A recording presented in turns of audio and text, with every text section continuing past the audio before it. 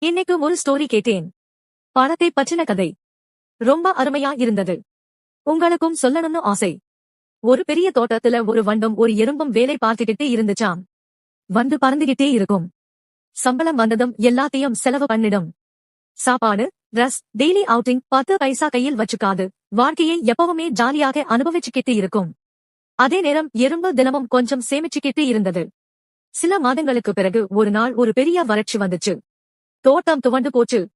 வண்டு கையில் பணம் 0. யாருகிட்டையாவது எதிர்பார்க்க வேண்டிய நிலை. ஆனா எறும்பு சேமிச்சிருந்ததால் சுலபமா அந்த நிலையை தாண்டிடுச்சு. இந்த கதையிலிருந்து நம்ம எல்லாருக்கும் ஒரே நீதி. Earning money is common, but saving money is wisdom. பணம் சம்பாதிப்பது ஈஸி. செலவு பண்ணுவது அதைவிட ஈஸி. பணம் சேமிப்பது ஒண்ணுதான். ஃபியூச்சரை காப்பாத்தும் ஹூ. நீங்க வண்டா? எறும்பா? கமெண்ட்ல சொல்லுங்க. இது மாதிரி மோட்டிவேஷனுக்கும் இங்கிலீஷ் லேர்னிங்குக்கும் நம்ம செட் அகாடமி சேனலை சப்ஸ்கிரைப் பண்ணுங்க.